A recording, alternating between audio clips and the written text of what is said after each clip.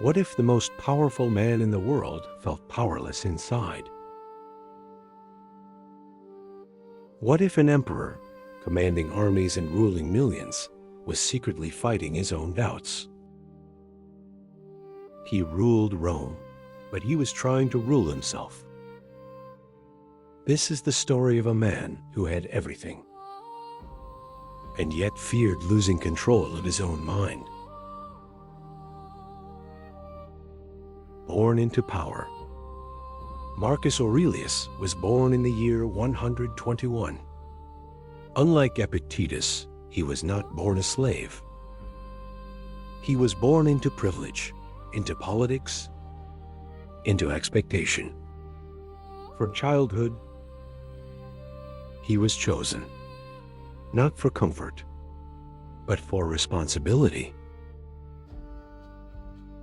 A child marked for the throne. The Emperor Hadrian noticed the boy early. He arranged for Marcus to be adopted into the imperial line. Marcus did not chase power.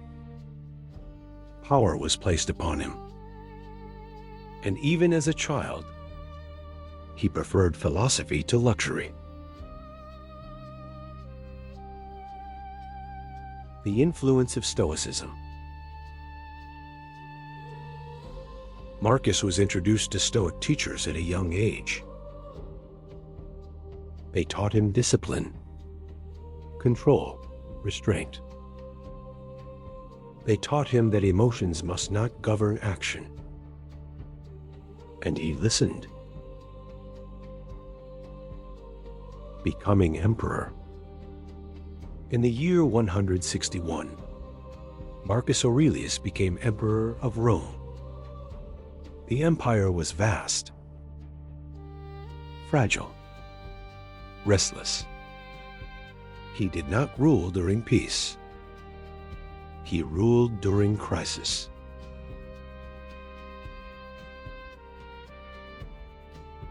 War on the frontiers. Germanic tribes invaded the northern borders. Marcus spent years on military campaigns. Cold camps, endless decisions, death everywhere. He was not a philosopher in a quiet garden. He was a philosopher in armor. The Antonine Plague. A devastating plague spread across the empire. Millions died. The economy suffered. The army weakened. Marcus could not stop the disease. He could only control his response. Writing in the midst of chaos. During military campaigns, Marcus wrote personal notes. He did not write them for fame. He wrote to remind himself how to endure. These writings became meditations. They were never meant to be published. They were instructions to himself. The inner struggle. Marcus constantly reminded himself, you will meet ungrateful people, arrogant people, cruel people. Do not become like them. His greatest battle was not on the battlefield. It was against anger, against ego, against despair. The weight of absolute power. Absolute power corrupts many, but Marcus feared corruption. He questioned himself. He examined his thoughts daily. He treated philosophy not as decoration, but as survival. A difficult father. Marcus had many children.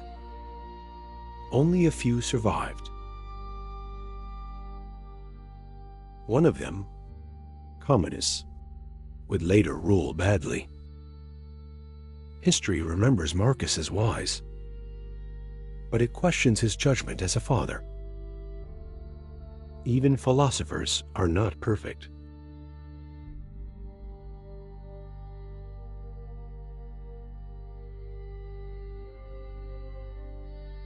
The Stoic ideal.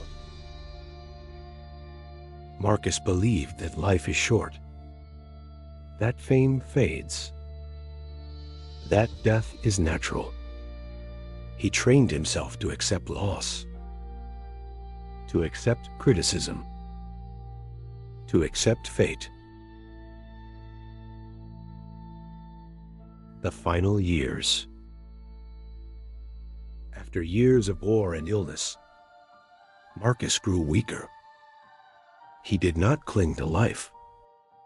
He did not dramatize death. He accepted it as part of nature. He died in 180, an emperor, and a student of philosophy until the end. Legacy.